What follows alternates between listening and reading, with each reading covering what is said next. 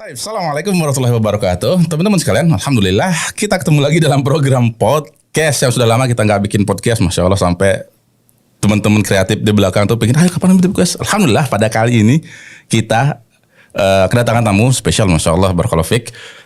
Beliau adalah salah satu dai senior yang ada di Indonesia dan salah satu murid langsung dari M. Natsir rahimahullah ta'ala.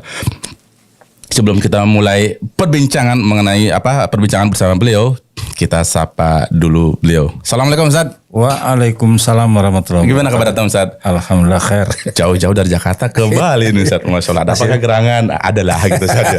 Tapi teman-teman masih dekat. Masih dekat ya, benar Ustaz. Tapi teman-teman sekalian, kita mengulas sedikit tentang beliau, profil beliau. Yaitu beliau bernama Ustadz Hayat Setiawan Hussein.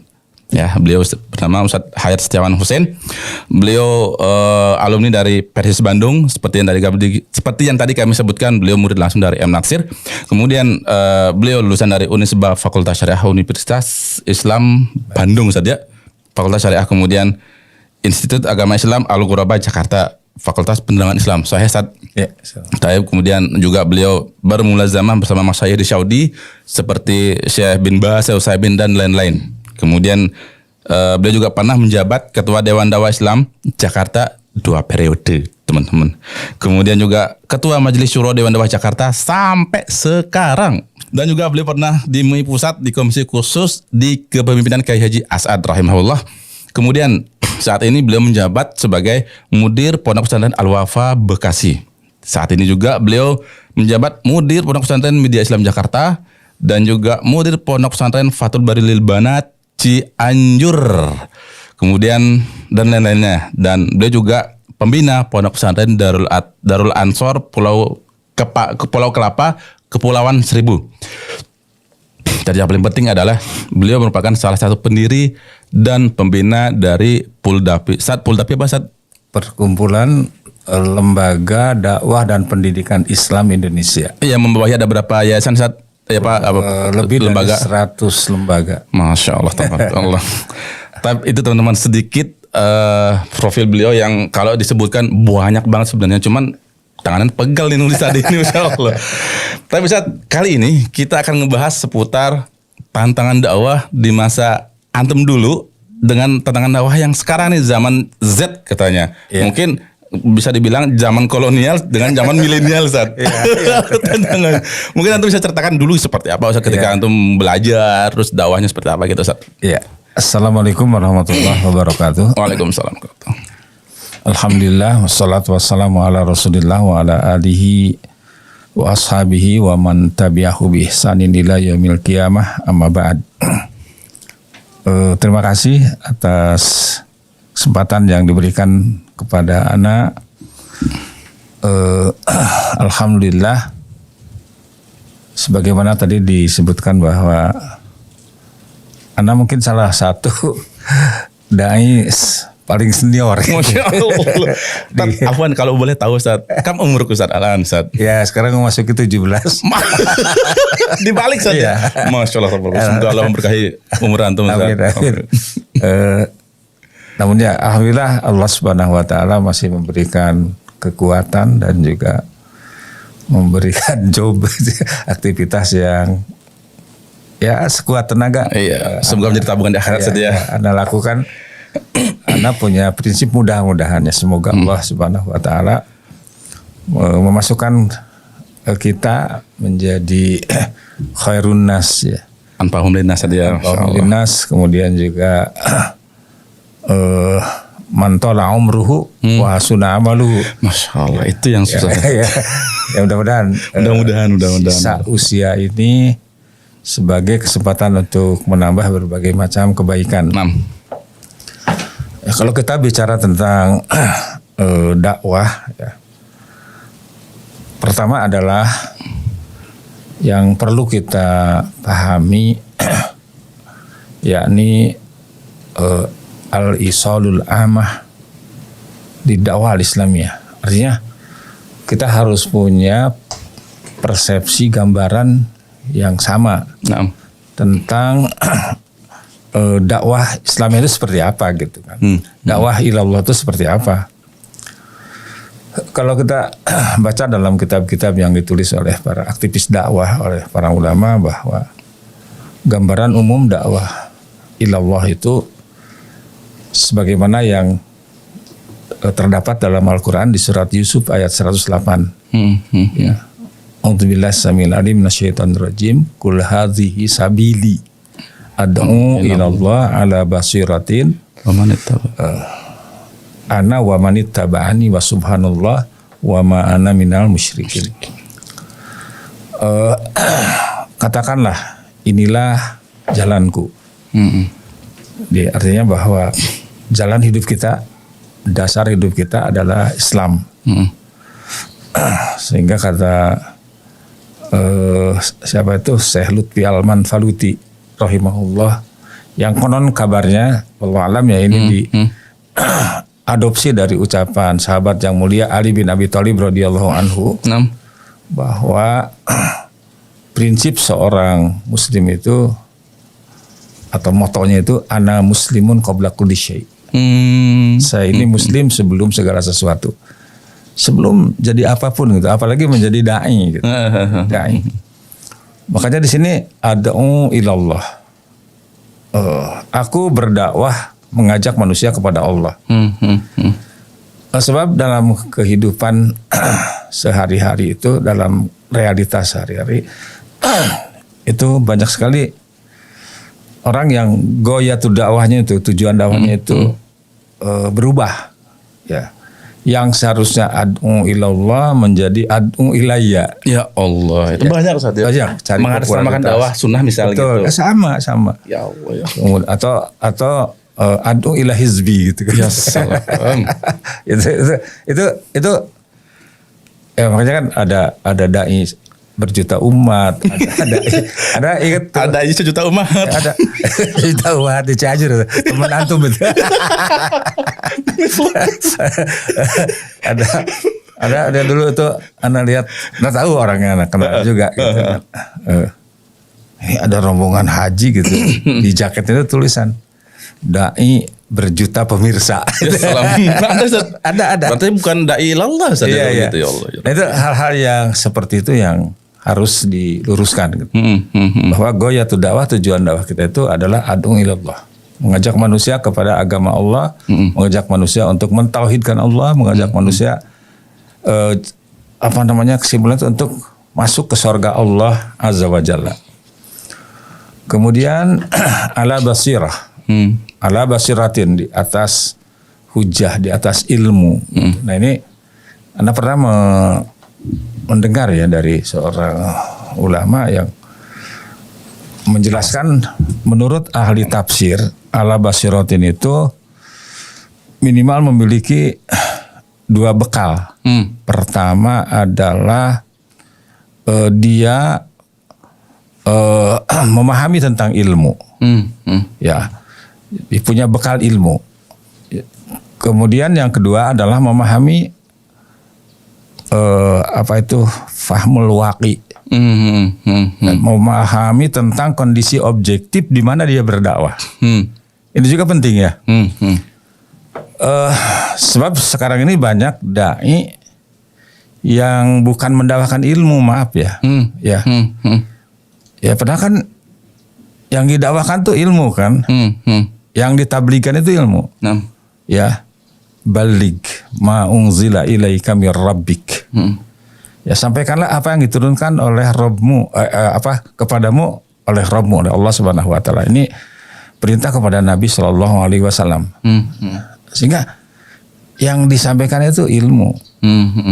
Dan perintah itu kan tolabul ilmi atau utlubul ilma. Ya, carilah ilmu. Cuman ini kan tentang persepsi ilmu itu apa juga nggak jelas gitu. Nah tentu saja karena ini adalah urusan agama, dan bicara masalah agama itu yang punya otoritas untuk menjawab hanya para ulama. Sebagaimana yang Allah perintahkan, fas'alu ahla zikri in kuntum la ta'lamun. Tanyalah ahli zikir itu bukan tukang zikir. Ahlul ulum. Insyaallah. Ahli ilmu gitu. In kuntum la ta'lamun, jika kalian tidak mengetahui. Jadi makanya kan kalau Anda duduk di majelis ilmu para ulama, baik di Mekah maupun di Madinah, indah sekali gitu. Yang disampaikan itu hanya qala Allah, qala Rasul, qala sahabah, paling tidak qala a'immatul mujtahidin. Sebab ilmu itu berkisar di situ gitu kan. Ya sebagaimana dikatakan oleh Imam Syafi'i rahimahullahu taala, fal murad bil ilmi qala Allah, qala Rasul, qala sahabah. Yang dimaksud dengan ilmu itu firman Allah Al-Qur'an. Manba ilmu itu di situ. Sumber segala ilmu itu di situ. Baru qala Rasul. Apa yang Rasulullah SAW sabdakan. Kemudian apa yang dikatakan oleh para sahabat. Syekh Muhammad Nasiruddin Albani, ana pernah mendengar muhadarah beliau itu, termasuk ilmu kata beliau adalah waqala a'immatul mujtahidin. Gitu saja. Ya, dan apa yang dikatakan oleh para imam mujtahid. Apakah itu yang paling populer kan Imam Abu Hanifah, Imam Malik bin Anas, Imam Syafi'i, ya Muhammad bin Idris Asy-Syafi'i, Ahmad bin Hanbal rahimahumullahu taala. Itu termasuk ilmu. Dan itu memang benar ya, karena mereka masih ada dalam cakupan generasi emas, salafus salih kan, khairun nas sabda Rasulullah, sebaik-baik manusia itu para sahabat, para tabiin dan atba'ut tabiin. Yang kedua adalah fahmul waqi. Tentu dakwah dulu dengan sekarang berbeda, tapi prinsipnya sama itu. Ya beda ya, apa namanya? Dan sebagaimana yang dikatakan oleh sahabat yang mulia Ali bin Abi Thalib, radhiyallahu anhu, khatibin nas ala qadri uqulihim. Ajaklah manusia atau berbicara sesuai dengan kadar akal mereka. Ya. Dan itu Al-Qur'an juga kan begitu kan. Ya, di surat An-Nahl ya, ayat yang terakhir itu 125. Ud'u ila sabili rabbika bil hikmah wal mau'izatil hasanah wajadilhum billati hiya ahsan. Ajaklah manusia kemana itu? Ila sabili rabbik. Bukan kepada ormas antum. Bukan kepada diri sendiri. Bukan gitu. Kepada diri sendiri. Ya. Bukan kepada Aswaja, bukan kepada Wahabi. Iya. Apalagi Syi'i gitu kan. Iya. Ila sabili rabbika. Ada 3 metode di situ. Bil hikmah. Ya kalau anak baca ya mungkin salah, tolong dikoreksi. Hikmah itu adalah isobatul haq bil ilmi wal akli. Menyampaikan kebenaran. Jadi sampaikan itu satu, kebenaran. Dan benar itu dalam Islam hanya satu. Tidak berbilang. Kebenaran itu hanya satu. Ya. Tapi jalannya ada banyak saja. Banyak, jalannya banyak. Tapi yang benar itu hanya satu. Apa ukurannya? Dilihat sumbernya. Al-haqqu mir rabbika. Fala takunanna minal mumtarin. Nah, kemudian tadi disebutkan isobatul haq bil ilmi wal akli, dengan sesuai dengan latar belakang ilmu dan akal mereka. Jadi tentu dakwah di Bali dengan di Sumatera beda, gitu. Dengan di Aceh beda, gitu kan. Nah, berarti ada kekeliruan ketika seorang dai mengimpor kasus misalnya dari satu tempat ke tempat yang lain itu. Ini kan berbeda. Berbeda. Karakternya juga beda. Beda. Itu yang kadang-kadang menjadi fitnah. Fitnah dakwah gitu kan. Nah, padahal Rasulullah mengajarkan, Al-Quran mengajarkan seperti itu kan. Terus ada juga yang mengatakan hikmah itu adalah al-ilmu sahih, ilmu yang benar. Al-muharriku illal amalin nafi, yang bisa menggerakkan madung ini untuk melakukan aktivitas yang bermanfaat. Jadi membawa manfaat gitu, seperti lebah gitu, bukan jadi fitnah gitu kan. Kalau dakwah membawa fitnah kan sesuatu yang perlu ditanyakan, Ustaz. Iya, artinya di situ ada proses yang harus dikritisi ya, paling tidak diperbaiki. Sebab orientasi dakwah itu bukan hasil. Kalau orientasi dakwah bukan hasil, tapi proses. Orientasi dakwah bukan hasil tapi proses. Maksudnya gimana? Masih ngeblank nih. Gini ya contohnya. Malum beda generasi tadi. Iya. Ada juga malu. Contoh gini. Output dakwah yang benar itu. Tentu apa yang dihasilkan oleh dakwah Rasulullah Sallallahu Alaihi Wasallam. Jadi orang yang bertauhid saja. Iya. Contoh namanya outputnya kayak apa gitu. Bisa dilihat satu di antaranya di surat Ali Imran 104. Wa'tasimu bihablillahi jami'an wa la tafarraqu. Terus apa tuh? Wadhkuru ni'matallahi 'alaikum id kuntum a'daan fa'allafa baina qulubikum fa asbahtum bi ni'matihi ikhwana. Ini patokan kita ini. Dan berpegang teguhlah kalian kepada tali Allah secara bersama-sama, secara berjamaah. Kemudian ingatlah kalian akan nikmat Allah ketika kalian saling bermusuhan. Ya kan di dalam sejarah ya yang populer itu di Madinah itu ada dua suku ya, Aus dan Khazraj yang tidak pernah akur itu kan. Tapi setelah ditaklif, disentuh, disibghah dengan dakwah ini berbalik 180 derajat. Jadi ukhuwah ya. Fa'allafa baina qulubikum. Makanya langkah pertama untuk mempersatukan umat itu ta'liful qulub dulu. Hatinya mereka dulu dilembutkan, dipertautkan dulu. Fa'allafa baina qulub fa asbahtum bi ni'matihi ikhwanan. Kemudian berubah 180 derajat, yang tadinya a'daan menjadi ikhwanan. Yang bermusuhan menjadi persaudaraan. Atau mungkin yang lebih jelas lagi itu di surat Fusilat itu. Bahwa proses dakwah itu harus selalu dievaluasi. Proses dakwah harus selalu dievaluasi. Ya. Kenapa? Karena cara yang baik dan cara yang tidak baik akan menghasilkan sesuatu yang berbeda. Walaupun kontennya sama. Cara yang baik dengan cara yang tidak baik, menghasilkan sesuatu yang berbeda, walaupun kontennya sama. Ya. Unik. Beda generasi, beda pemahaman. Iya. Gak apa-apa lah. Pemahaman anak kayak begitu gitu kan. Dan kalau bicara jam terbang ya maaf. Jauh banget jauh banget. Aduh. Jadi kecil jadinya. Dalam Al-Quran itu kan disebutkan wala tastawil hasanatu wala sayyiatu idfa billati hiya ahsan. Anak baca ya karena guru anak Pak Nasir semoga Allah dalam fikih dakwah sekarang diterbitkan kembali itu karena banyak yang minta. Masya Allah. Ketika beliau menafsirkan ayat ini wala tastawil hasanatu wala sayyiatu idfa billati hiya ahsan. Beliau itu kan tafsiran beliau ya wallahu alam.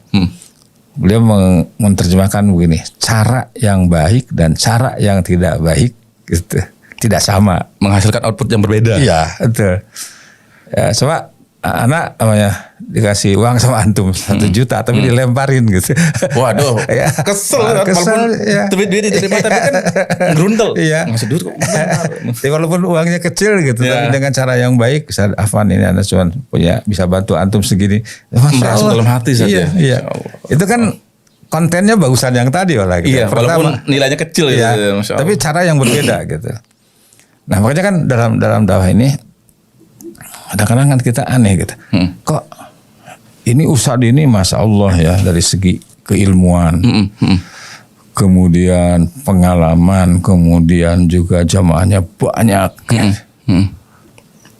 Tapi begitu aja gitu, ngumpul bubar. Iya. Ketika Islam diganggu nggak ada yang peduli. Iya. Tapi ada yang ilmunya pas-pasan, retorikanya juga maaf gitu ya, kan. Apalagi sistematika aja gitu kan. Tapi mengakar gitu. Kok bisa terjadi apa istilahnya? Ada beda gitu saja. Al-Qiyadah wal Jundiyah gitu kan. Itu apa namanya? Itu kan karena ada sesuatu hal itu, ada proses di samping dai-nya itu sendiri ya. Karena yang pertama kali dai itu dibutuhkan keteladanan.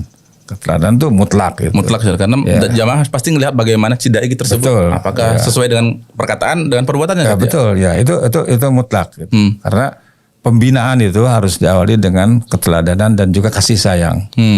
Kasih sayang gitu.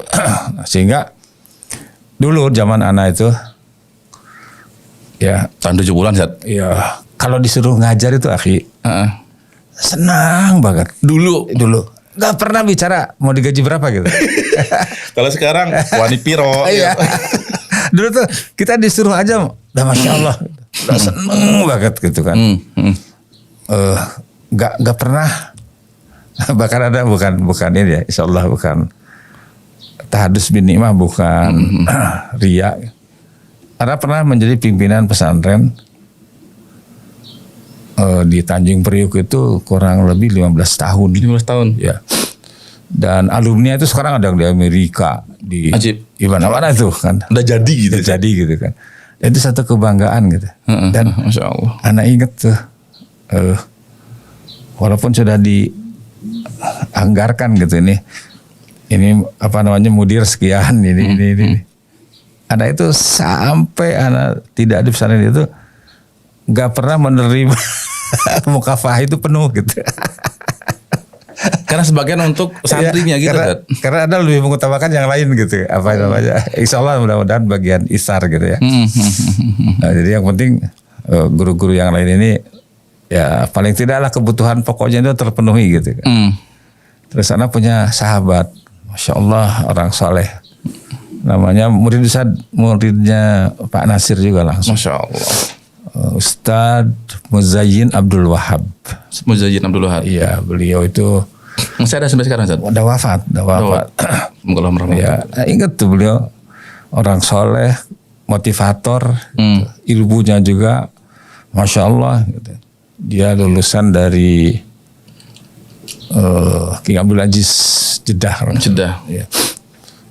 Beliau mengatakan Saad, udahlah kita kerja di sini, cari rezeki di luar gitu kan. Ya juga gitu kan. Ya, karena kita yakin bahwa rezeki itu sudah Allah tentukan itu. Sudah permanen itu. Dan ya sabda Rasulullah kan Allah tidak akan menahan rezeki seseorang yang sudah ditentukan sampai dia mati gitu kan. Makanya kan di Saudi itu ada kisah seorang cucu jagain kakeknya yang sudah koma bertahun-tahun gitu. Menangun gitu iya. Istilahnya. Tiba-tiba bangun gitu kan. Bangun, kaget tuh cucunya. Cuk sini. Cuk. Kakek. Kakek mau minum itu apa es krim gitu. Udah cucunya ya dia ambil, dia cari, ambil kemudian dapat dikasih. Itu dimakan, diminum itu. Setelah itu meninggal. Berarti rezekinya udah sampai segitu doang. Iya, itu, jadi ada yang tertunda itu. Oke itu harus anak selalu ya sampai sekarang tuh kepada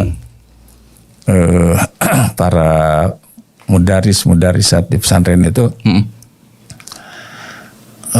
Siapa yang mau gabung dengan anak, tolong 3 hal ini diperhatikan. Satu, jaga keikhlasan. Jaga keikhlasan, susah banget Tad. Ya, karena kalau antum tidak ikhlas, antum cari duit salah tempat. Gitu kan. Iya. Bukan di dakwah. Ya, akhirnya duit gak dapat, gitu kan. Adanya ngerundel. Iya, ngerundel. Pahala juga enggak, gitu. Tapi kalau kita ikhlas, mudah-mudahan dapat dua-duanya, gitu kan. Amin. Kemudian, saya begini, anak itu dulu tahun 90 ya. Tahun 90. Ya, pernah Mas main gundu kan? Pernah ke Kalimantan Timur. Kaltim. Ya, ketemu dengan seorang ustadz. Waktu itu baru mendirikan pesantren di atas lahan 200 hektar. Masya Allah, luas banget. Ya, dan itu tidak pakai tukang. Yang kerjain itu sendiri ustadz terus santri siang malam.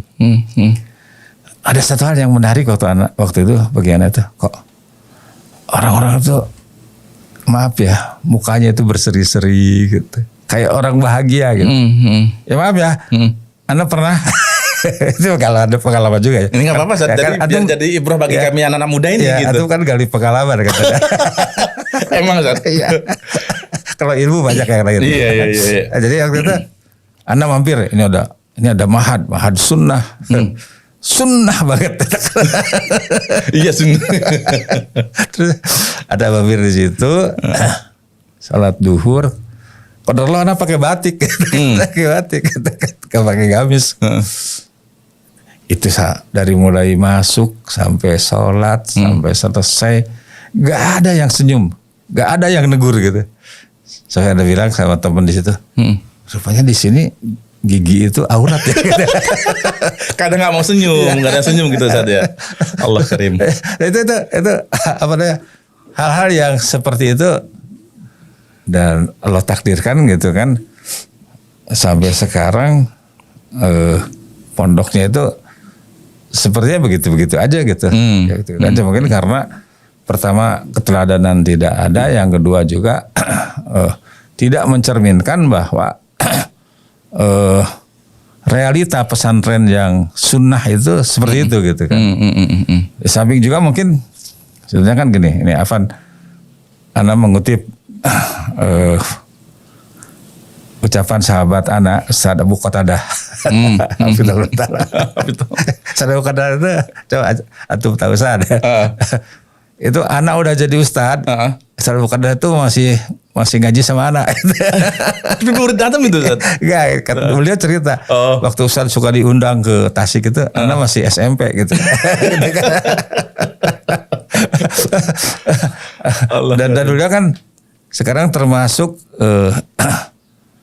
beliau kan lulusan Yaman ya. Yaman 6. Ya, artinya cari ilmunya di Yaman, langsung ke Syekh Mukbil rahimahullahu taala, dan sampai kemarin tuh beberapa hari yang lalu tuh cerita. Kalau anak kan belajar di bawah pohon, di atas pasir gitu. Justru itu saat keberkahan antum, karena antum belajar di bawah pohon. Jadi sekarang buah aja. Gitu. Nah, beliau itu kan termasuk pemerhati pendidikan ya. 6.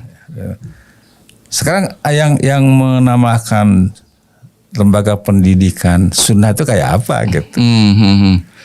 Dan disebutkan di situ bahwa lembaga pendidikan sunnah itu paling tidak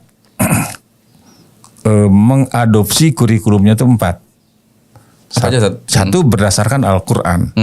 Al-Quran kan banyak bicara tentang kurikulum pendidikan, tentang Luqmanul Hakim. Oh iya benar-benar. Ya, bagaimana para rasul mendidik anak-anaknya agar menetapi tauhid, agar menjadi muslim, agar macam-macam lah gitu. Yang kedua sesuai dengan sunnah.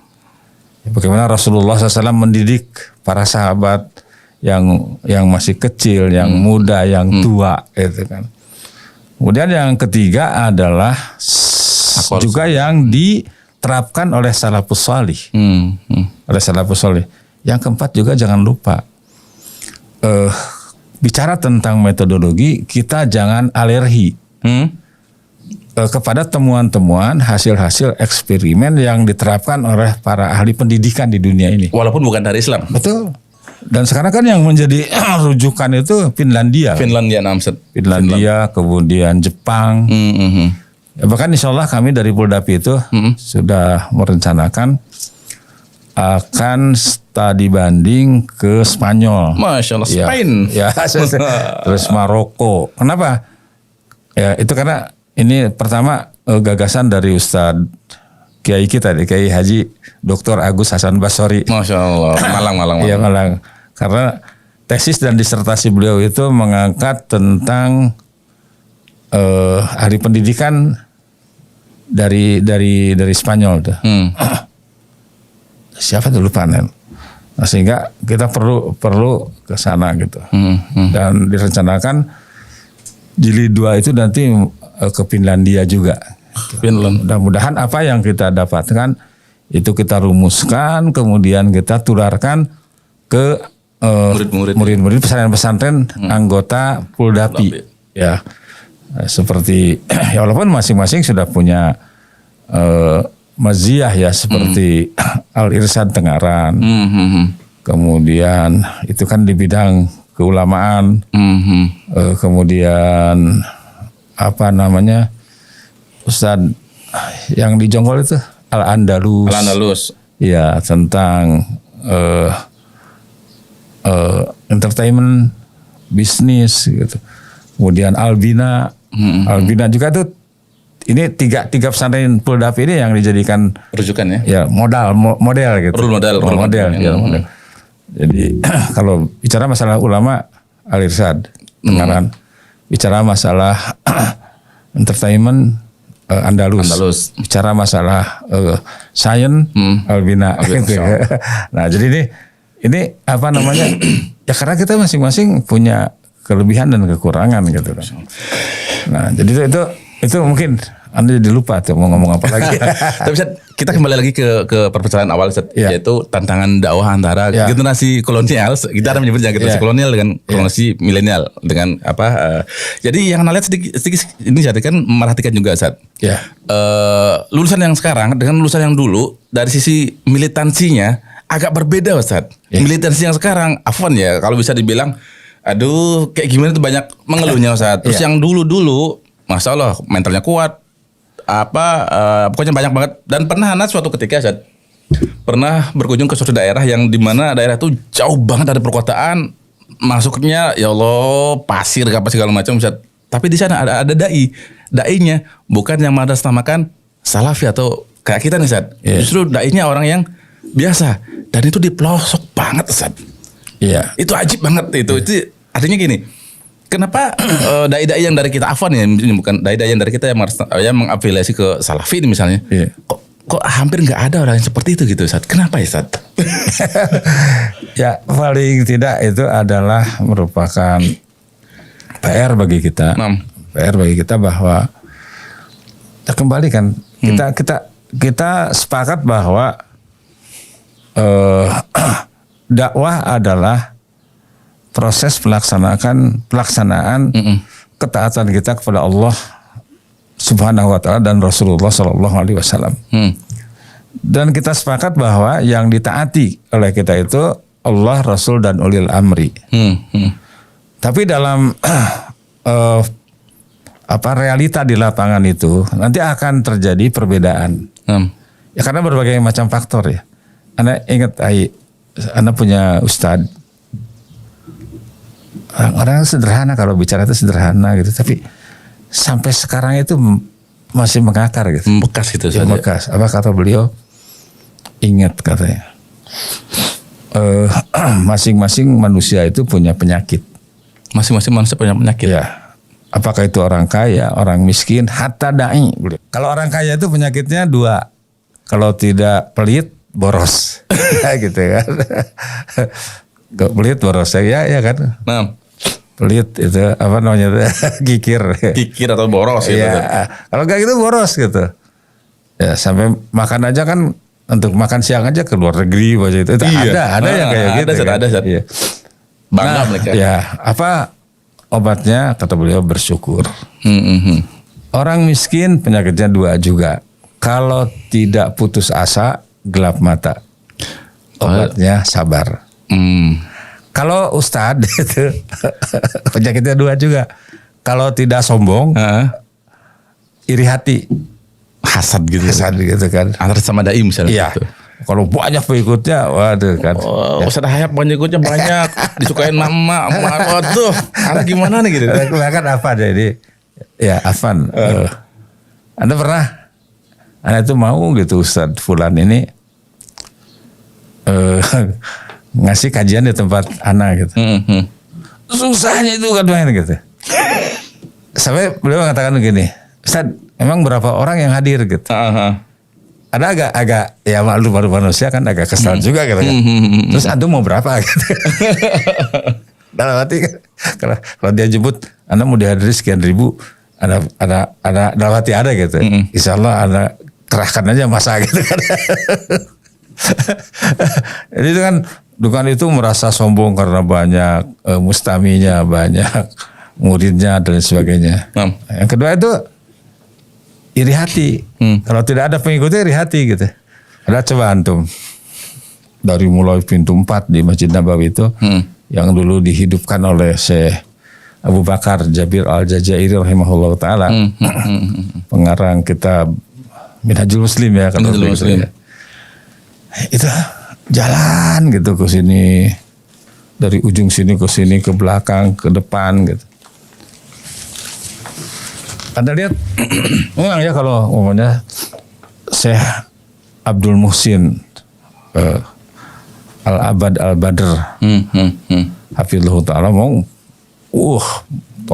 talibul ilmiah itu banyak ribuan Sampai sekarang gitu. Tapi awalnya katanya sedikit, Ustaz. Iya. Awalnya, Ustaz. Sampai sekarang gitu. Sekarang itu kan kalau kita masuk di situ ikut kajian beliau, itu sejak asar itu kita udah booking tempat. Kalau nggak ada tempat. Nggak ada dekat tempat. dengan beliau, Ustaz. Iya. Terus memang gitu kan banyak gitu. Nah, Termasuk putranya saya Abdul Razak. Syekh Abdul Razak Al-Badar. Ya, karena sekarang ini saya Abdul Muhsin itu kalau nggak salah terakhir hanya 2 kali sepekan. Sisanya oleh saya Abdul Razak. Nah, tapi ada saya itu nggak ada muridnya. Tapi tetap ngajar beliau. Ngajar aja dia baca kitab gitu. Nggak ada muridnya. Nggak ada murid. Anda lihat ada di belakang kursinya saya Abdul Muhsin yang sekarang itu ada di sini dari pintu 9 kalau Masjid Nabawi itu. Itu ada set setiap subuh tuh. Dulu gak ada muridnya gitu. Tapi beliau baca doa, itu kan ada zikir. Nggak ada muridnya. Iya, ada zikir. Memberikan daras. Ya, ada zikir.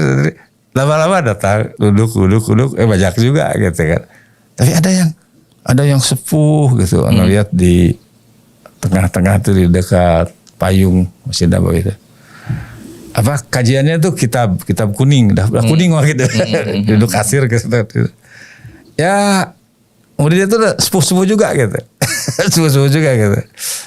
Tapi mereka jalan aja gitu. Ini relatif Masya Allah. Kalau kita mau ngaji gitu kan, nggak ada apa namanya mustaminya, udah males. Anak punya guru orang tua di Jakarta dulu tahun 70-an. Belum lahir kan? itu dari segi ilmunya nggak seberapa, tapi semangatnya, kemudian keikhlasannya insya Allah. Ingat tuh ngajar di salah satu masjid di Kayu Manis 5 di Jakarta Timur tuh, di Masjid Izharul Haq. Izharul Haq. Ya namanya. Masya Allah. Itu yang hadir itu 3 orang, paling banyak 6 orang. Ada yang ngomong tuh, Ustaz, antum mau ngajar orang segitu gitu kan? Pada tempat lain bisa antum ngajar orang banyak, gak apa-apa katanya. Sekarang kuat-kuatan aja sama bapak mah kata. Kuatan dia atau gitu kan? Ada ya. Karena kata beliau, sebab ngaji itu kata beliau, kalau sudah berhenti, mau mulai itu susah. Yes. Ya, ini yang sudah jalan itu jangan sampai berhenti gitu. Ada satu hal juga dari beliau itu ilmunya itu nggak seberapa gitu. Anda pernah tiba-tiba ditugaskan khutbah Jumat di waktu itu Departemen Kesehatan. Di situ ada menteri, ada para dirjen segala macam. Saya bilang, Pak, masa saya ditugaskan di situ? Apa yang harus saya bahas? Bahas oleh kamu apa yang mereka tidak tahu. Itu pengalaman-pengalaman yang jadi kita dulu itu memang ya Masya Allah, karena dulu tidak diukur dengan fulus kan. Kalau sekarang enggak. Dikit fulus lah. Maaf saja. Karena kalau sedikit nggak semangat mereka. Jadi gini apa ya? Fulus nufus, mafi fulus manfus. ini anak bukan insya Allah ya, bukan fitnah, bukan. Ini realita. Ini terjadi pada saat ini. Anak diundang makan tuh di salah satu mat'am terkenal di Jakarta. Gak usah Anda sebutkan. Anak sudah berpikir kemana gitu. Ini udah traveling itu tak kenal. Terus cerita, Ustaz, wallah anak gak suka dengan Ustaz Fulan. Kenapa? Ada tahu dia katanya. Ini kemarin pernah. Anak minta sama dia, Ustaz, anak itu udah lama kenal dengan dia. Terus tolong dong isi kajian di tempat anak. Kapan kata? Anak sebutkan tanggalnya, jamnya. Dia bilang gak bisa. Anak udah punya jadwal gitu kan. Terlalu udah kenal gitu ya? Iya, udah kenal dekat. Akhirnya ya khalas lah dia bilang. Terus gak lama ada temen datang. Antum kan dekat dengan Ustaz itu kan. Iya, emang kenapa? Tolong dong ini bos anak mau adakan kajian gitu kan. Kapan? Sebutkan hari tanggalnya itu sama dengan yang dia minta. Jadi ada ngomong, antum ngomong aja deh, langsung gitu. Itu. Udah lewat tuh waktu itu, anak ketemu lagi dengan dia bilang, gimana Ustadz Fulan tuh jadi ngajar? Jadi hari itu jam segitu, iya. Apa deh? Nah, yang ngasih amplopnya juga anak, saking tebalnya nggak bisa ditutup. Ya Allah. Ini kan musibah ini, jadi fitnah gitu kan. Kan sebenarnya yang bikin fitnah ini dai-nya atau yang mengundang atau mad'unya Ustaz yang bikin fitnah begini nih Ustaz? Dua-duanya. Dua-duanya Ustaz ya. Dua-dua aja ya. Sekarang kan ada afan ya para dai yang kalau yang ngundang si fulan gitu, cepet. Kalau menyebut banyak banget sih sebenarnya, cuman nggak enak sama dai-nya. Ya gak enak. Tapi ini adalah harus kita sampaikan. Dosa antum gitu kan. Dosa antum gitu kan. Hal-hal yang seperti itu. Coba sampai Ngeri Ustaz kalau bilang dosa. Ya, sampai kita ini Ustaz nih anak sekian tahun gitu. Tapi gak lama kemudian di tempat itu dia ngajar gitu kan. Itu bukan rahasia lagi itu. Itu kan. Bukan rahasia. Ini pasti ada yang tidak benar. Ada yang tidak benar. Nanti kembali tadi ke proses. Proses ya. Padahal kan tadi kan Anda kembali kepada ayat yang dikutip oleh Pak Nasir dalam Fiqh Dakwah itu. Wala tastawil hasanatu wala tastawil apa tadi? Lupa ya. Terus billati ahsan gitu. Ya, idfa billati ahsan. Wajadilhum ya. Nah, kemudian fa idzal ladzi bainaka wa bainahu adawatun ka'annahu waliyun hamim. Jadi yang asalnya tadinya saling bermusuhan berubah 180 derajat menjadi sahabat yang dekat. Ini kan proses. Wala tastawil hasanatu wala sayyi'atu idfa billati ahsan. Fa idzal ladzi bainaka wa bainahu adawatun ka'annahu waliyyun hamim. Nah, sekarang ini ada satu hal yang aneh. Ketika belum ngaji bareng. Sahih Ustaz. Ketika sudah ngaji gara-gara beda ustaz. Nah, itu kan berarti ada sesuatu yang salah di sini. Ustaz. Harusnya jika kita mengatasnamakan sunnah, mengikuti sunnah dan mengikuti prosesnya sunnah, harusnya kan dari bermusuhan menjadi temenan. Lainnya jadi temenan musuhan, dari temenan musuhan. Berarti ada sesuatu yang bermasalah di sini. Makanya kalau antum nanya tadi, ini masalahnya di dai-nya atau mad'unya? Dua-duanya Ustaz. Bisa dari dai-nya, bisa dari mad'unya juga gitu. Jadi satu sisi memang seorang mad'u itu harus ikhtiram ya kepada ahli ilmu, kepada ulama. Karena itu juga sebagai bekal modal bagi kita untuk tetap komitmen dengan kebenaran. Contoh aja, salah satu bukti bahwa kenapa para sahabat itu menjadi khairu ummah, para sahabat itu eksis, para sahabat itu terus keimanannya itu naik. Karena kan dekat dengan Rasulullah Sallallahu Alaihi Wasallam. Iya. Wa kaifa takfurun wa antum tutla alaikum ayatullah wa fiikum rasul wa may ya'tasim billah faqad hudiya ila siratim mustaqim. Karena bersama Rasulullah. Ini orang yang dekat dengan ulama yang tapi tadi kan jelas ada ulama warasatul anbiya, ada ulama rabbani, ada ulama su. Nah, ini ulama rabbani itulah yang sekarang susah. Jadi kata Al-Imam Ibnu Qayyim Al-Jauziyah rahimahullah taala, ulama rabbani itu ulama yang memahami Islam, mengajarkan Islam dan mengamalkan Islam. Nah, insya Allah tuh ke bawahnya itu akan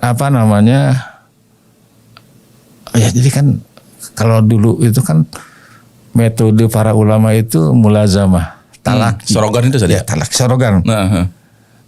Dan itu sorogan itu punya keterikatan batin. Mungkin karena ngelihat langsung bagaimana gurunya. Iya, betul. Nah, Ustaz Afwan, kita kan berbicara masalah tantangan dakwah, Ustaz. Iya. Nah, yang sekarang Anda lihat banyak tantangan dakwah adalah banyak murid sekarang yang lulusan pondok pesantren salaf nih. Ya. ikramnya terhadap guru beda banget Ustaz. Betul. Kenapa Ustaz ya? Ana itu dulu. Ustaz Ana itu memang ini apa namanya?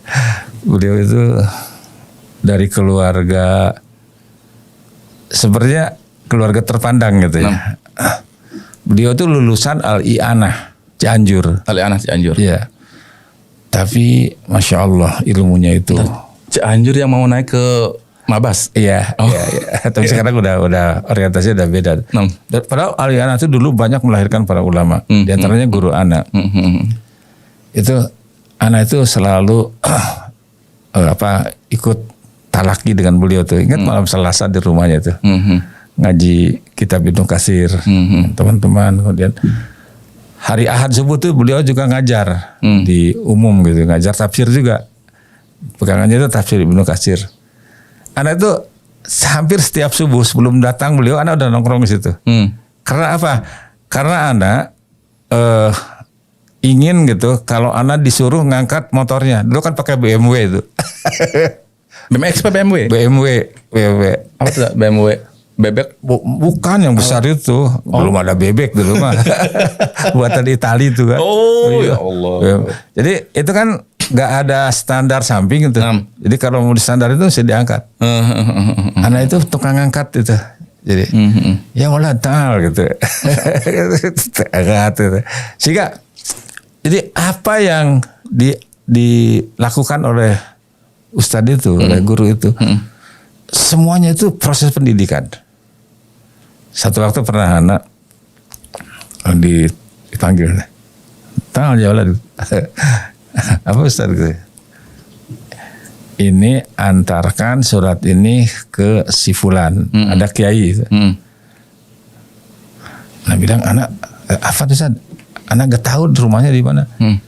Anak gak nanya antum tahu atau tidak. Antum mau nggak? Oh iya ada mau. Jadi mengajar kan ke kita itu ke anak. Yang penting tahu dulu gitu. Ya dulu mau nggak gitu. Soal itu kan teknis gitu. Di mana itu alamatnya teknis itu kan. Hal-hal yang seperti itu. Jadi beliau itu makanya kata teman itu ada teman yang sekarang jadi guru besar di Bandung itu, profesor doktor. Dulu sama-sama kuliah dengan anak, seangkatan gitu. Cuman anak waktu itu di Syariah, dia di Tarbiyah. Sekarang udah jadi salah satu guru besar ya. Guru besar gak apa-apa namanya lah disebutkan, Profesor Dr. Uwais Sanusi.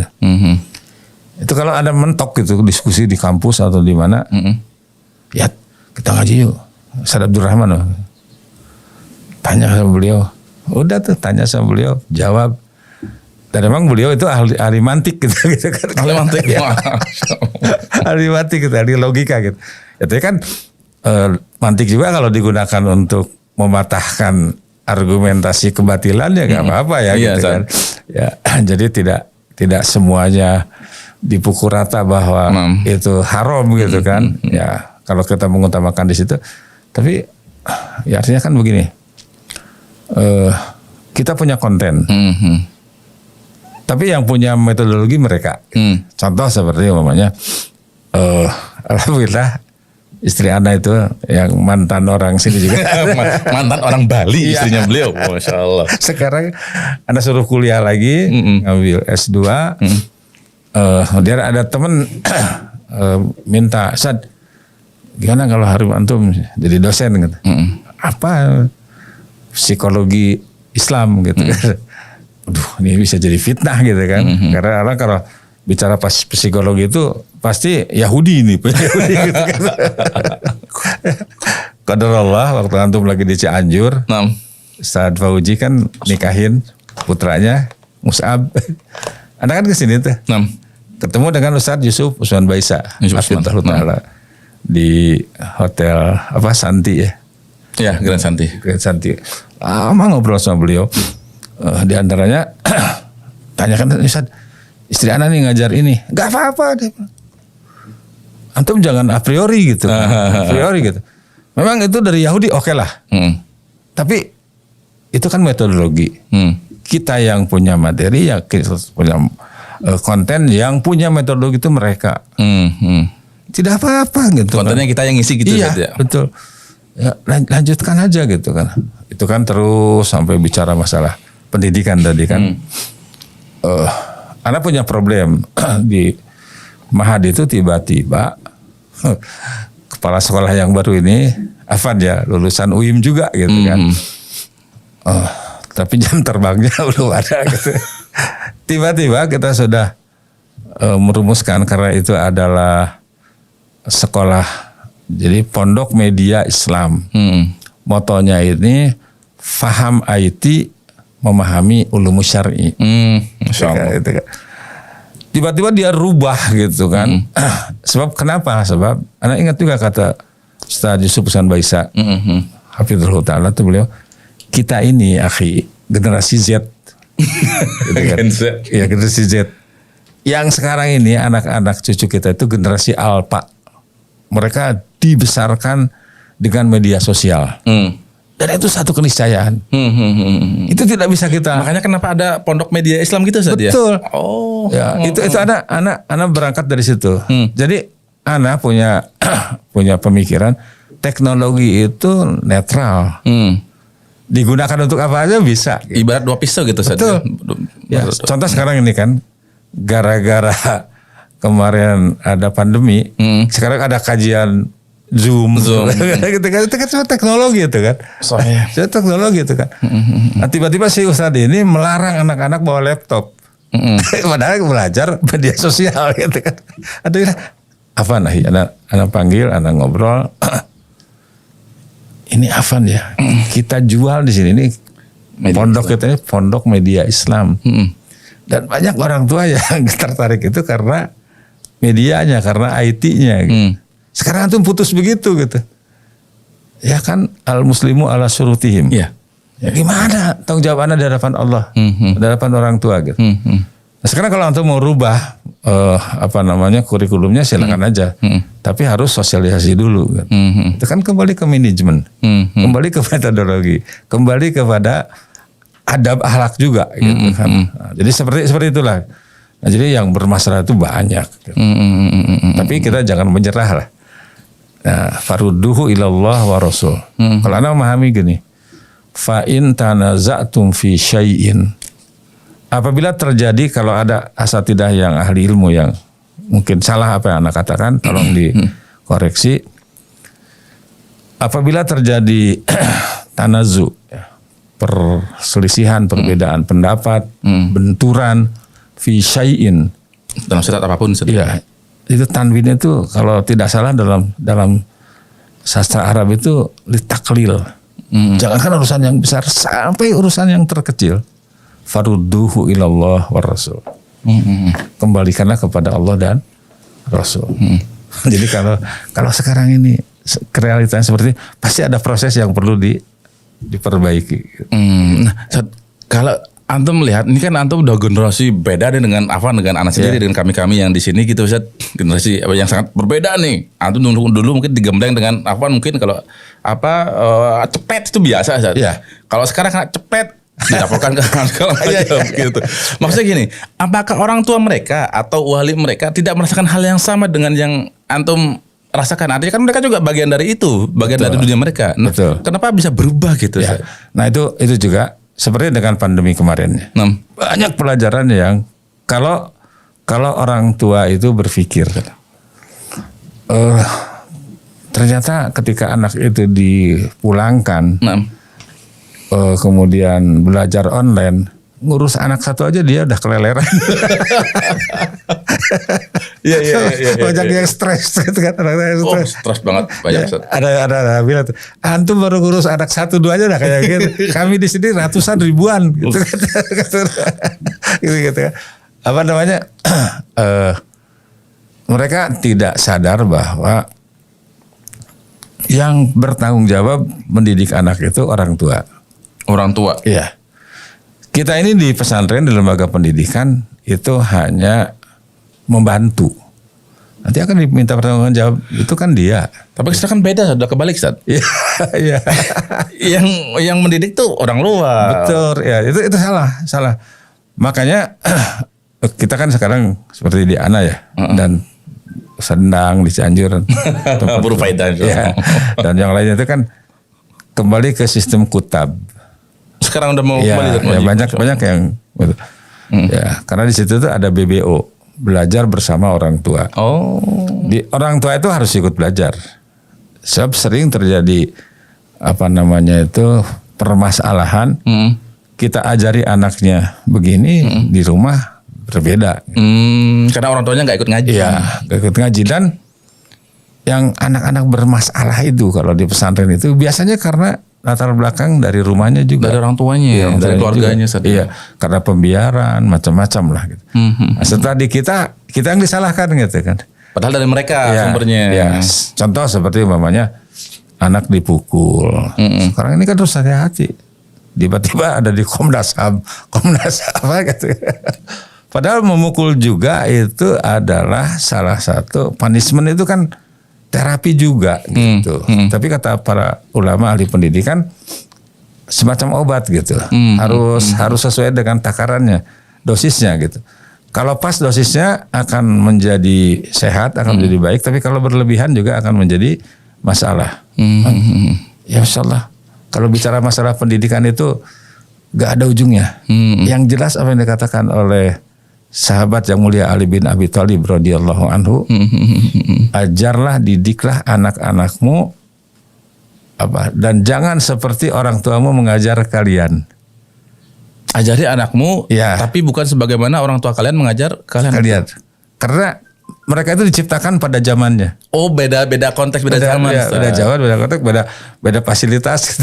Karena dulu mengalami belajar pakai grip, pakai sabak, pakai batu. Ngalamin antum? Ngalamin. Zaman purba udah. Sekarang udah pakai tem, pakai itu. Kalau dulu zaman dulu saat ngelihat murid bawain gurunya sesuatu gitu. Betul. Ntar gurunya nggak digaji. Iya. Cuman pertukaran apa gitu namanya saja. Gitu. Dan juga mentalitas gurunya dulu itu nggak ada motivasi cari duit di situ. Gitu kan. Kadang-kadang maaf ya, cari bapak ada itu pesantren, nggak jadi kiai bapak ada itu cerita. Ya bapak mah dulu gitu waktu pesantren kerjaan apa? Paling nyolongin ikannya kiai. Nyolongin ikannya kiai. Terus ada kelapa muda itu degan malam-malam dengan teman-teman diturunin gitu kan. Tapi kiai itu gak pernah marah gitu. Iya. Dari situ dapat chemistry-nya ke kiai saat ya. Iya, gak pernah marah. Bahkan seneng gitu bahwa itu bagian sedekah. Padahal itu dicolong. Iya, jadi artinya ya walaupun tentu saja dinasihati gitu. Kali kamu jangan begitu. Itu juga kan proses pendidikan. Gitu. Betul saja. Yang sekarang gak begitu gitu kan. Di satu sisi kita gurunya juga motivasinya butuh duit. Di sisi lain juga kadang-kadang orang tuanya mau gratis. Gitu. Maunya pendidikan anaknya terbaik. Betul. Tapi nggak melaksanakan kewajiban ke pondok itu. Itu zalim itu kan. Tapi Ustaz, Ana beberapa kali masuk ke pondok pesantren itu. Yeah. Dan Ana melihat di sini kayaknya ada sesuatu yang miss gitu. Yeah. Artinya gini, ketika ada tamu masuk ke pondok tersebut, nah murid-muridnya ini nggak ada yang salam, waalaikumsalam. Artinya menganggap seolah-olah tamu itu adalah orang asing yang nggak mesti disalamin. Yeah. Dan ada satu kasus juga, Ana masuk ke suatu pondok, masya Allah ini mungkin nggak terkenal Zat, nggak terkenal. Yeah. Tapi masya Allah murid-muridnya saat setiap tamu yang datang disalamin, itu kan membuat bekas tamu-tamu yang kesana gitu Zat. Betul. Nah ini tantangan dakwah tersendiri juga di zaman sekarang Zat. Jadi gini, kembali kepada tadi, bagaimana salafus sholih menuntut ilmu. Ya kata para ulama tabi'in, diantaranya siapa itu? Al-Imam Abdullah ibn Mubarak rahimahullah, Ibn Sirin dan sebagainya mengatakan bahwa kami dulu belajar adab itu perlu waktu 30 tahun. 30 tahun belajar adab. Iya. Sementara belajar ilmu cukup 20 tahun. Bahkan Imam Syafi'i rahimahullah ta'ala ketika mau belajar gitu di salah satu ulama Madinah yang akhirnya kan jadi murid utama Imam Malik kan. Kata ibunya apa? Lihat dulu adabnya. Guru kamu itu. Baru belajar ilmu gitu. Nah, itu makanya itu yang yang wajib kita kembalikan. Ada juga Afan ya, pernah ada punya teman, ya masih keluarganya juga Ustadz Antum, Ustadz Kibar di sini gitu. Anaknya itu yang kebetulan anaknya yang pertama tuh temannya anak Anu juga, dulu di Albina. Terus yang kedua, yang ketiga tuh yang bungsu, setelah lulus SD itu dibawa tuh ke beberapa pesantren. Jatuh pilihan tuh ke salah satu pesantren ini. Terus dia bilang, pas anak kesana juga, anak tanya gitu, nak betah di sini? Betah, Ustaz. Mau pindah ke pesantren lain? Enggak. Saya mau di sini gitu. Masih ada sesuatu yang bisa bikin dia semester ya, padahal itu anak manja, anak kolokan gitu. Anaknya Antum? Bukan, teman. Adanya teman. Ya. Sahabatnya Sri Ana. Terus apa yang menjadi kamu betah di sini? Ustadz di sini ini ngangenin. Ada nggak mau pisah dengan Ustadz di sini? Ajib.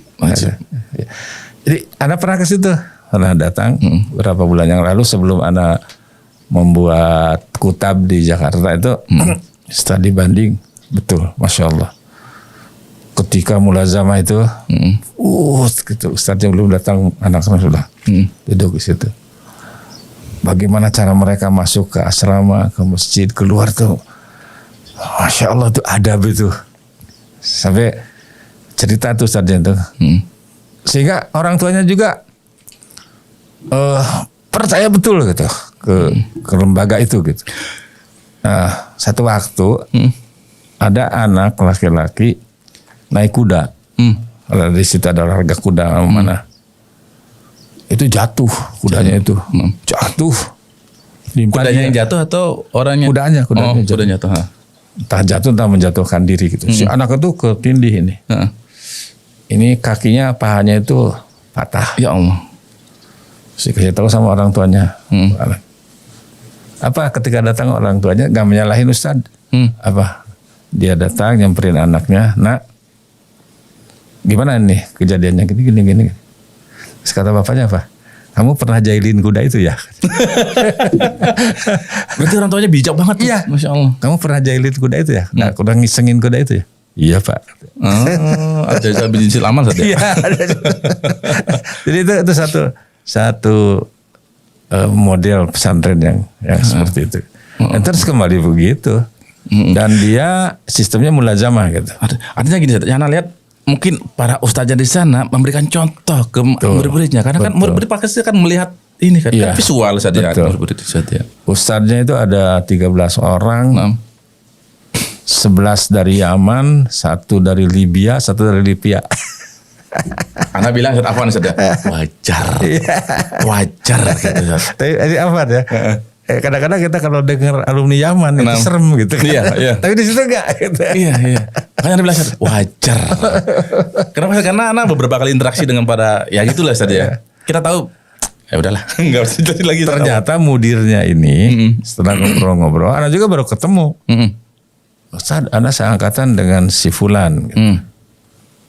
Anaknya Ustadz itu, iya. Ustadz Mujain tadi, Ustadz Mujain Abdul Wahab itu guru anak. Oh, pantes. Itu Masya Allah orang soleh, murid Pak Nasir. Anak suka nyuruh-nyuruh dia dulu. Kalau Zain, ini beli ini. Pergi naik sepeda tuh dulu di kantor Rabitul Alam Islami di Jalan Diponegoro. Itu jadi gitu. Maksudnya dengan begitu jadi. Beda dengan apa nih, kan bisa dibilang orang-orang sekarang ketika ini semuanya diukur dengan fulus. Betul. Satu lagi ingat. Anak ingat ketika itu keteladanan yang paling penting. Pak Nasir itu sampai usia 80 tahun kalau rapat itu kita suka ada sebulan sekali itu taujih ya, pengarahan dari beliau. Kita dai-dai, Anda pernah jadi dai Rabitul Alam Islami, kumpulin, berikan ke beliau arahan. Ingat kata beliau, gimana di tempat kamu ditugaskan, gimana kondisi dakwah di sana? Alhamdulillah Pak, udah ada kemajuan. Apa bukti kemajuannya? Yang tadinya tidak mau ngaji sekarang sudah pada mau ngaji. Oh gitu. Terus sudah berani berkorban? Belum, Pak. sampai segitunya dia Ustaz ya. Itu belum maju kan. Belum. Terus ketika anak kan hidup dulu zamannya serem-seremnya itu. Zaman bahkan anak sendiri itu pindah ke Jakarta itu di Uber Lexus. Lexus satu pelaksana khusus dulu. Serem itu zamannya. Orba ibarat ya. Ya, Sudomo tuh. Ya salam. Iya. Itu kalau ditahan kita ditangkep itu. Anak sih enggak. Bisa enggak keluar. Itu udah diinterogasi itu kuku kaki ini, cabut ya. Kaki kita itu diinjak sama kaki meja. Ini. Yang interogasi duduk di sini gitu. Gitu ya. Gak ngaku juga disuruh merangkak di atas ini kacang hijau. Kacang hijau. Ya, kan lu tuh gak pakai celana kan? Ya Allah. Ya, wah serem-serem lah. Karena itu ingat kata Pak Nasir setelah evaluasi itu semua kata beliau, ingat saudara, yang namanya ujian itu tidak selamanya meja hijau, meja makan pun ujian. Iya. Nah sekarang meja hijau pengadilan. Iya. Itu penjara kan ujungnya. Kalau meja makan kan lain lagi fasilitas fulus kan. Nah kata beliau itu juga ujian. Dan benar kan? Ketika diuji dengan berbagai macam kesulitan, siksaan, tempaan, tambah kuat. Tapi ketika diuji dengan kesenangan, melempem, bisa. Banyak yang tidak tahan. Nah itu, nah, ini ujiannya berbeda. Sekarang itu ujiannya kenikmatan, ya apa namanya? Kalau tidak harta, tahta, wanita, Toyota. Fasilitas itu. Fasilitas sudah. Karena punya hartawan, Ustaz. Iya. Harta, tahta, wanita. Kalau itu bedanya di situ gitu kan. Makanya artinya outputnya itu berbeda. Sekarang alhamdulillah ya masih banyak para aktivis dakwah, anak-anak muda yang siap untuk ditempatkan di daerah perbatasan, di pedalaman, dan mereka itu enjoy. Ya, masya Allah, anak lihat itu ada anak dari lulusan STID ya, Sekolah Tinggi Ilmu Dakwah Muhammad Nasir. Itu kan ada pengabdian setahun itu. Itu biasanya di daerah pedalaman. Dikirim. Iya, yang nggak bisa dengan roda 4. Handphone pun nggak ada. Nggak ada sinyal. Mereka tapi setelah itu beberapa kali anda lihat saking nyatunya gitu antara dia dengan anak didiknya itu. Ketika mau pulang habis masa tugasnya itu. Ditangisin itu sama anak-anak didik itu pada nangis. Anda kan berhasil saat. Iya. Beda kalau misalnya disuruh pulang nanti beda. kalau kita jadi ustadz ngajar di Mahad, pas kita gak masuk anak seneng itu pasti ada yang gak beres. Iya. Benar saja. Tapi ada satu yang unik nih Chat. Kita mungkin bisa mengambil hikmah juga nih mungkin dari para misionaris nih Chat. Iya. Misionaris sampai ke pelosok segala macam. Bahkan Afwan nih Chat. Ada misionaris yang rela dirinya kawin dengan orang tempatan yang mungkin kalau dilihat aduh nggak enak banget dilihat gitu Zat. Ya. Tapi mereka rela makan itu untuk jualkan dakwah. Nah, kita ada nggak seperti itu gitu Zat? Gini, guru anak itu dulu kan kalau di Bandung itu Ustadz Kiai Haji Endang Abdurrahman. Kalau dipanggil Ustadz Abdul Qadir Hasan. Qadir Hasan adanya Hasan ya. Ya, walaupun anak nggak belajar langsung sama beliau, tapi anak punya kedekatan tersendiri. Gitu.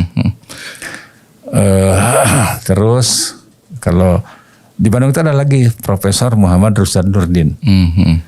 Keunggulan beliau itu adalah di bidang akhlak. Akhlaknya? Iya. Beliau ngajar di ITB waktu itu. Anak ingat itu beliau cerita. Dulu ada film katanya. Film judulnya itu The Singer Not the Song. The Singer Not the Song. Ya. Jadi itu belum kebayang ya. Jadi ceritanya ada seorang misionaris datang ke satu rumah, dia minta izin untuk menyampaikan misinya, diusir, enggak mau. Besok datang lagi. Datang lagi sampai diludahi, diusir. Misionarisnya. Ya. Tapi dia sabar. Lama-lama dia orang yang datangin ini. Wah, ini jangan-jangan yang dia perjuangkan itu benar gitu. Nah loh. Ya, gitu. Nah loh. Akhirnya diterima itu. Lama-lama itu. Nah, jadi yang dilihat penyanyinya, bukan nyanyiannya. Sekarang juga begitu. Orang sih terhadap Quran dan Sunnah itu semuanya tahu itu benar. Iya, iya betul. Tapi pembawanya, nah iya, pembawanya siapa gitu saja.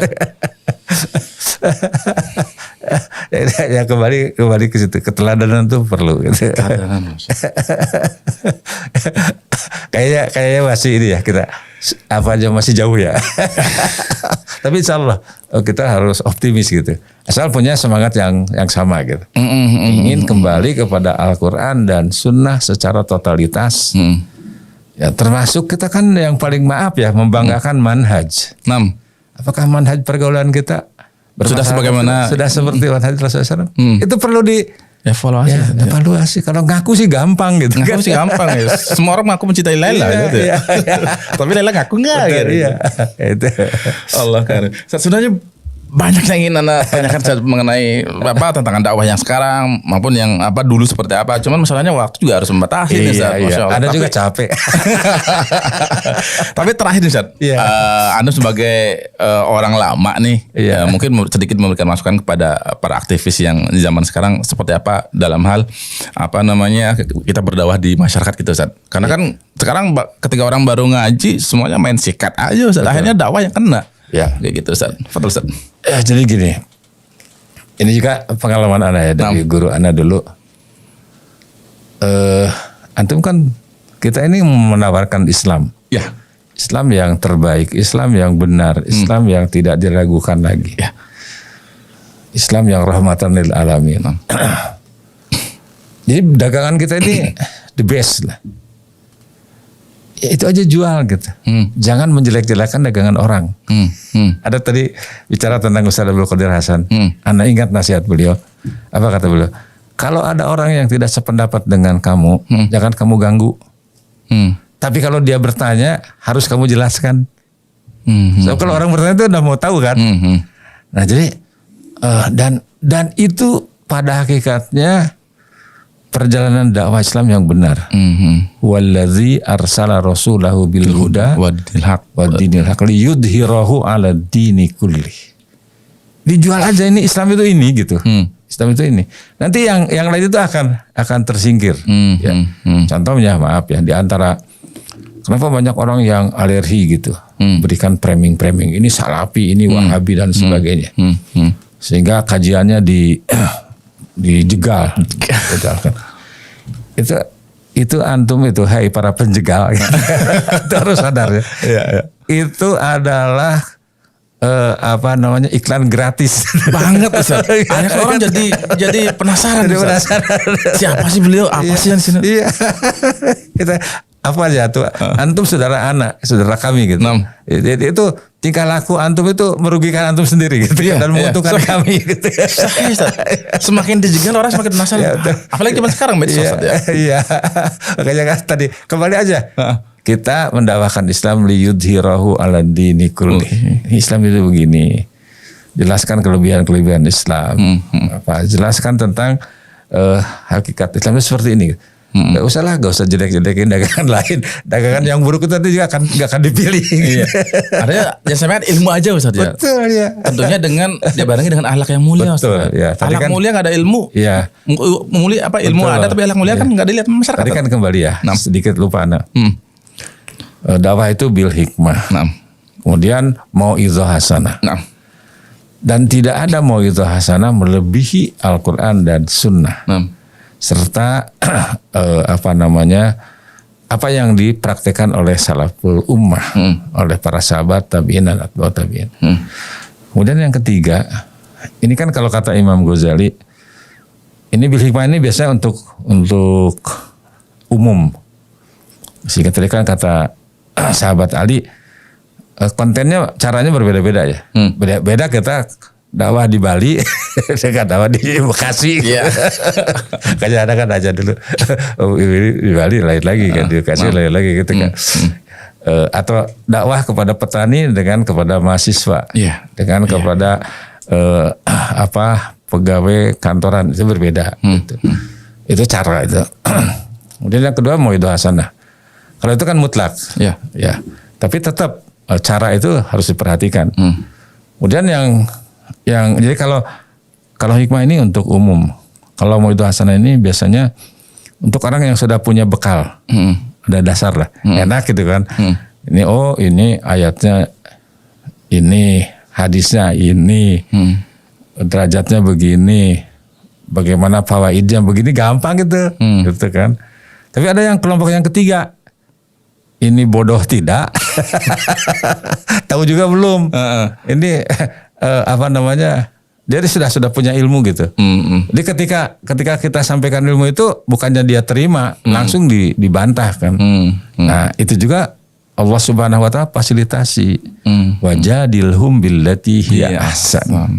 Dan bermujadalalah, berdiskusilah dengan mereka dengan cara yang lebih baik. Idfa billati hiya ahsan. Nah jadi gini, mudah-mudahan apa yang Anda katakan ini benar. Mujadalah billati hasan itu. Kalau biasanya kita ya, apalagi anak muda, ketika berdebat itu, bagaimana cara menang? Kalau kita punya apa yang kita miliki ini kita yakini benar. Kemudian disampaikan dengan cara emosional konfrontatif. Menyerang, bukan menerang. Betul, menyerang. Bagaimana si lawan? Iya, kan gitu. Padahal yang namanya mujadalah billati hasan itu tadi jadi berubah gitu dari tadinya dengan secara emosional konfrontatif berubah menjadi konsepsional argumentatif. Jadi yang diuji ini argumentasinya gitu. Nah itu kan kalau sudah, makanya anak kalau udah ketemu orang, udahlah masing-masing aja gitu, dalilut. Kalau dalil gelut, jangan, udah kita pergi aja gitu. Ya. Kalau dalil gak gelut, kalau sudah debat udah gak ada faidahnya gitu. Iya, mengesan hati juga. Betul. Dan kadang-kadang, insya Allah itu juga akan menjadi modal. Artinya satu waktu orang itu akan berpikir, oh ini orang ini kayak begini ya, yang kita jelek-jelekan tuh kayak begini gitu kan. Ya insya Allah mudah-mudahan dengan itu juga dakwah. Ya sikap kita juga dakwah. Ya, jadi ada hal-hal yang harus kita tanggapi, tapi kebanyakan hal-hal yang harus kita sikapi.